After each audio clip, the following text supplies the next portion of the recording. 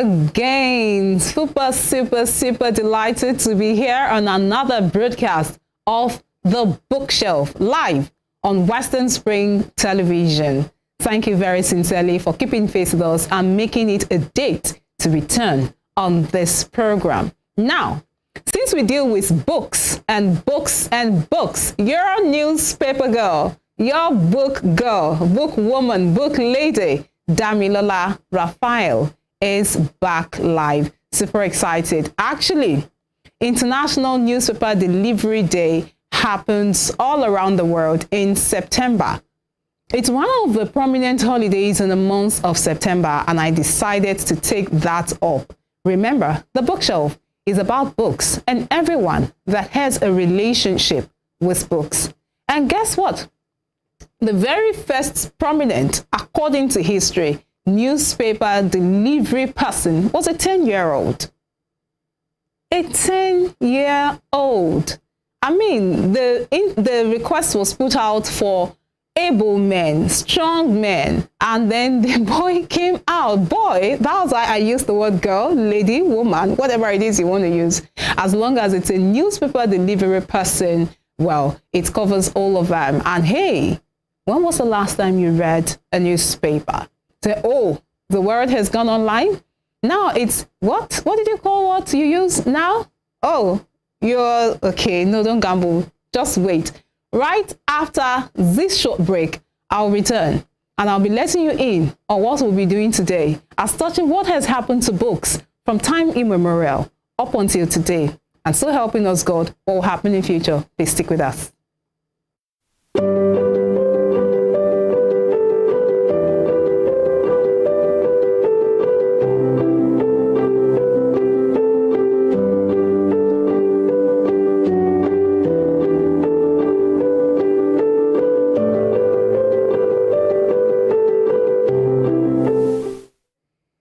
You're welcome back. You're still logged on to The Bookshelf, live and rave on Western Spring Television. We are talking ebooks today. Ebooks. Yes, that's what we're talking about. So however you want it, newspapers are still relevant, whether you have them in print format or you have them on your devices, your digital devices. So let's define ebooks.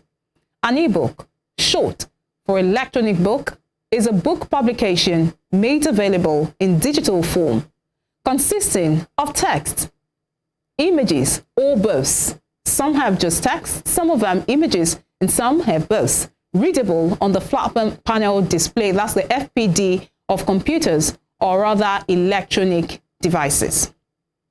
Now pay attention to what I'm about to tell us. Ebooks are also referred to as ebooks. Now that is ebooks, and all of them are in small letters. All right, then ebooks, where the first letter E is a small letter, and then the B is in caps lock, that's capital letter, and then you have the other letters as small letters.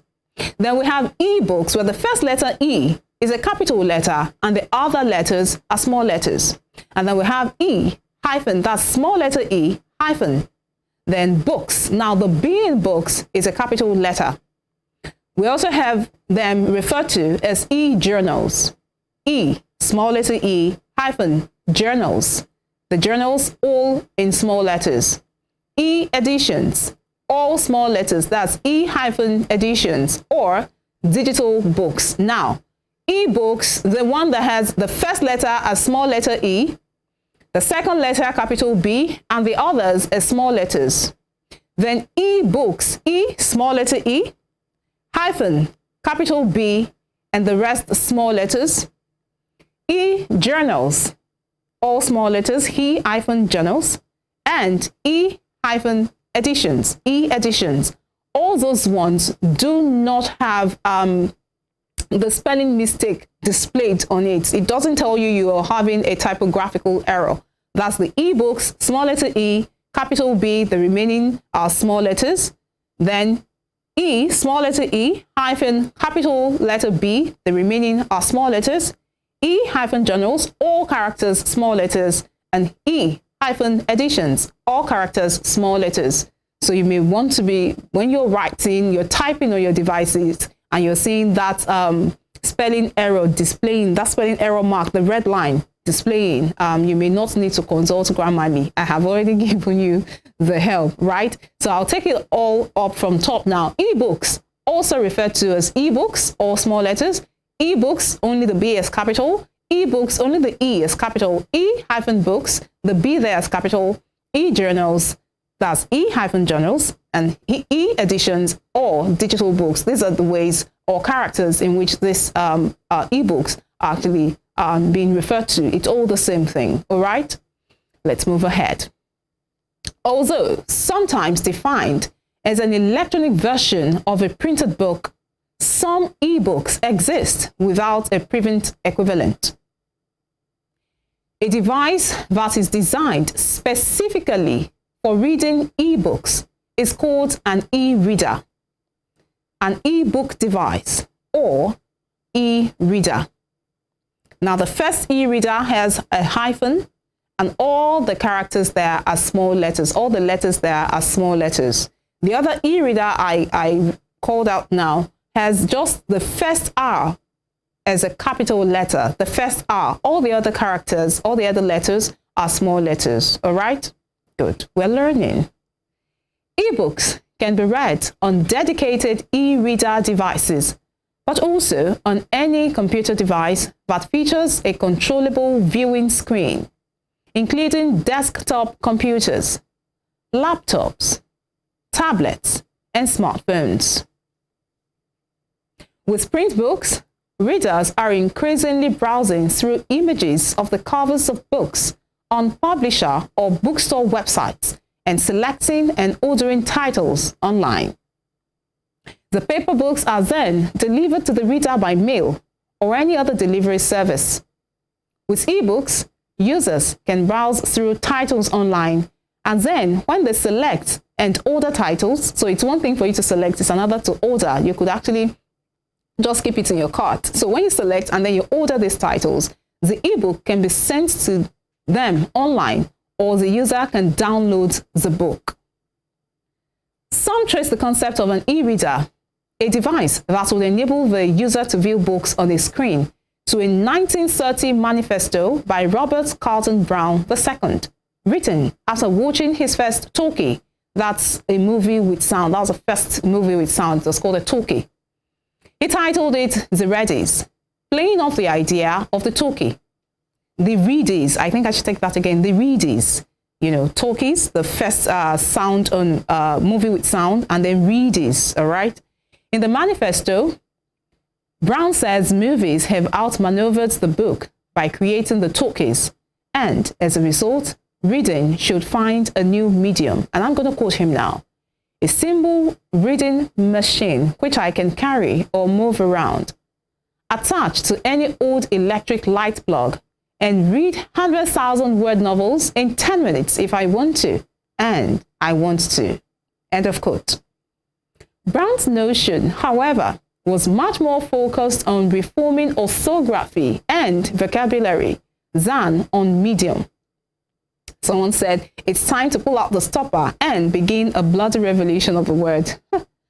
Introducing huge numbers of portmanteau symbols to replace normal words and punctuation to simulate action or movement, so it is not clear whether this fits into the history of ebooks or not. Later, e-readers never followed a model at all like Brown's. However, he correctly predicted the miniaturization and portability of e-readers.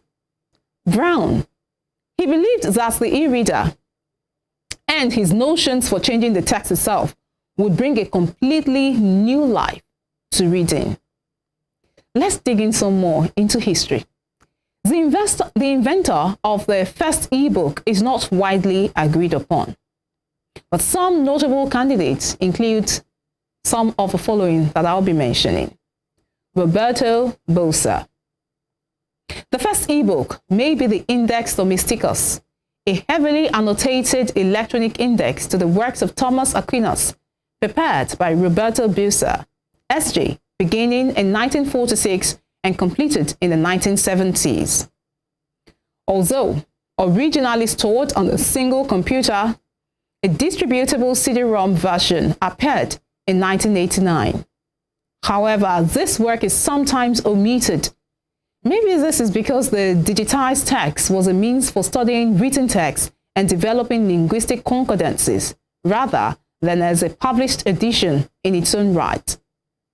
In 2005, the index was published online.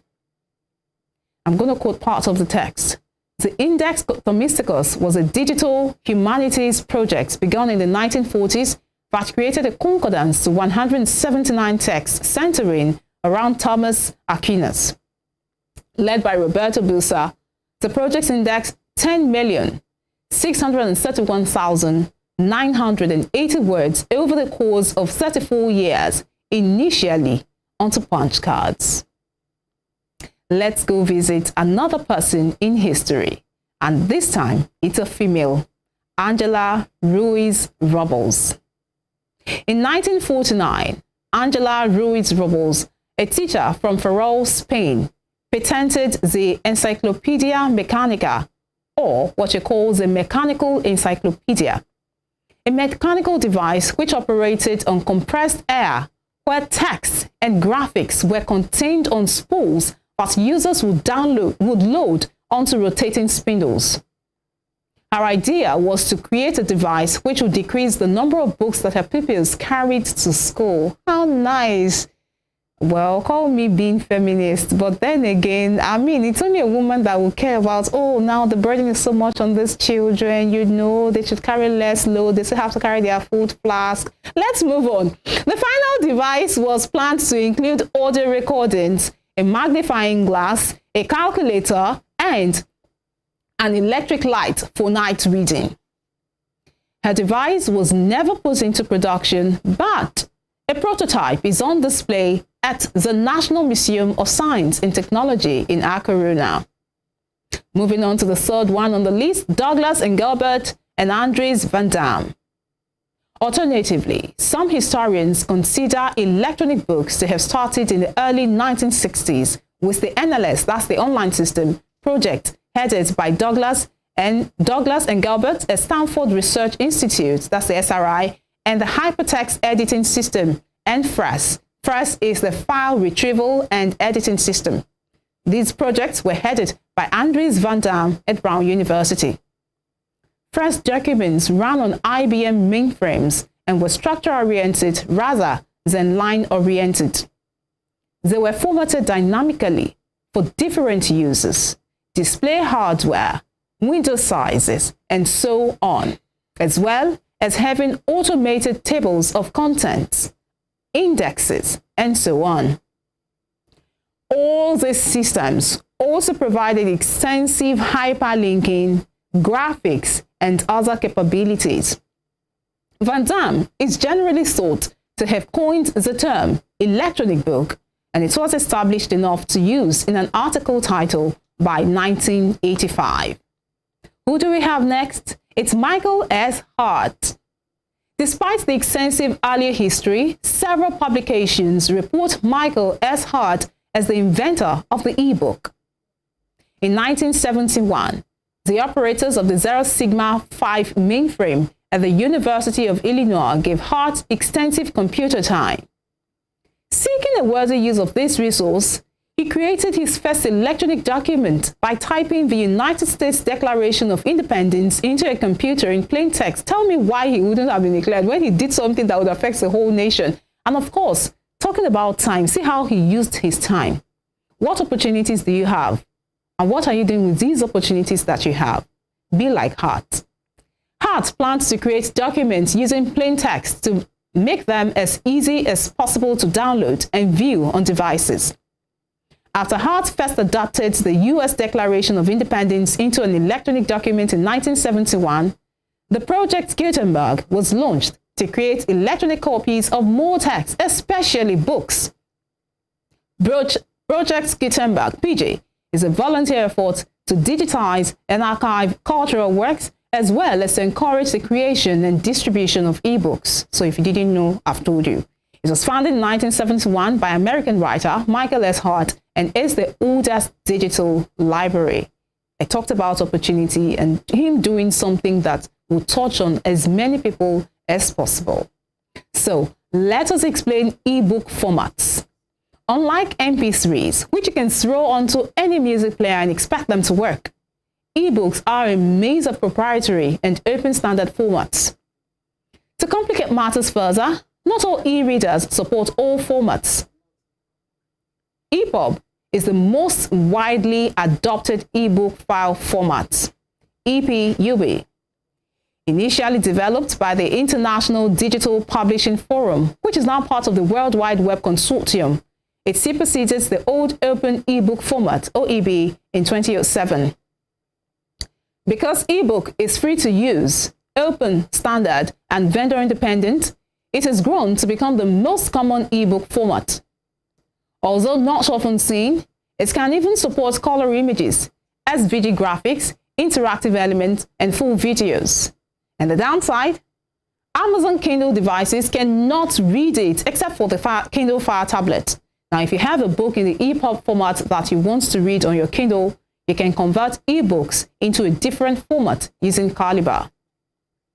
Second, like EPUB, the MOBI format, MOBI format, also grew out of the old OEB format. French company Mobi Pocket forked it in 2000, and it went on to form the basis of its Mobi Pocket reader software. Amazon bought the company in 2005 and allowed it to flourish for 11 years. In October 2016, Amazon finally shut down Mobi Pocket's website and service, but the Mobi format continues to live on. There are a few key differences between the EPUB and MOBI. Most pertinently, it is not open standard and therefore it is not publicly available. It also cannot support sound or video. Once again, it's supported by all the major e-readers with one exception, the Barnes and Noble Nook. Now let's note that this format also uses the PLC extension. Let's move on to number 3. The AZW and AZW3 extensions are Amazon's through proprietary ebook formats. AZW is the older of the two. It debuted alongside the first Kindle back in 2007. AZW3 arrived in 2011 with the release of the Kindle Fire Reader. Now, whenever you buy or download an ebook from Amazon, you will receive it in your device in one of the two formats. AZW3 is more advanced than AZW. It supports more styles, fonts, and layouts. But AZW is proprietary. It is not as widely supported on e-readers as EPUB and MOBI. Naturally, all of Amazon's Kindle products can read the format, but other popular devices such as the Nook and Kobo e-readers cannot. Android and iOS can both read AZW, and it's also readable on popular ebook management apps like Calibre and Alpha.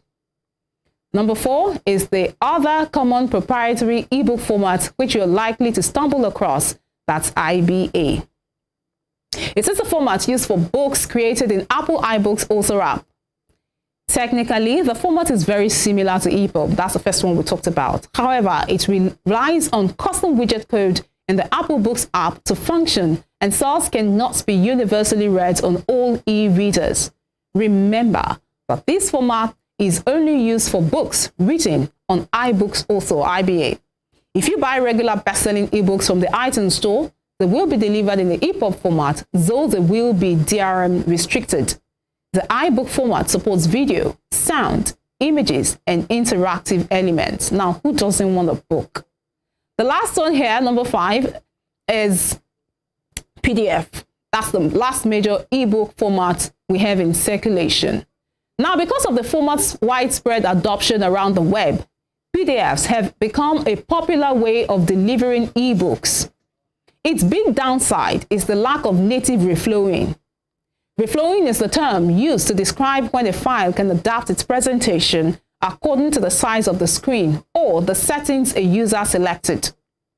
All the dedicated ebook formats offer reflowing based on the sequence of objects in the content stream. The PDF format can circumnavigate the lack of regular reflowing by using tags to define the underlying structure of a document. However, tagged PDFs are still not well supported by ebook readers. On the positive side, It's only the second format on the list that's open standard. It became ISO 32000 back in the year 2008. And of course, there are a few less common formats that you might see from time to time. We have the LRS, the LRF, and the LRX, and these are the file extensions for the broadband ebook format, and they were proprietary formats as that Sony created for use on its own range of ebook readers. And then we'll move on to the XML-based FB2 that started life in Russia. It is common among ebook collectors thanks to its ability to store metadata within the ebook file itself. Moving on, we have the Deja Vu, that's the DJVU, and it is popular in the scientific community, boasting of a compression that's approximately 10 times better than PDF, and it can store more than 100 black and white scans in less than a megabyte. Moving on, we have the LIT, LIT, which was Microsoft's proprietary ebook format. When DRM enabled, the books were only readable on the Microsoft Reader app, and in 2011, Microsoft discontinued the LIT format. And finally, for now, the Rich Text format, which is compatible with every e-reader on the market. Did you hear that? It has an advantage over text, that's TXT, because of its ability to retain special characters and its support for reflowing and text formatting. Someone told me I just went into the technicalities of ebooks. I told you already, as long as you have a relationship with books, you are covered right here on the bookshelf. We'll still talk more on ebooks. I'm not going to let you know what angle I'll be coming in, but rest assured, we definitely will come in with a very, very fresh angle, and you will be learning so much from that particular fresh angle we'll be coming in from. Remember, keep reading, keep writing, do your journals. We're in September now. What have you done thus far? Oh, January to August, I missed the bookshelf. I just got introduced. No problem. You're covered. Go ahead and start writing your journal starting from today. I'll see you next time on the bookshelf, live on Western Spring Television. My name is DAMILOLA RAPHAEL, and I'm saying goodbye and God bless.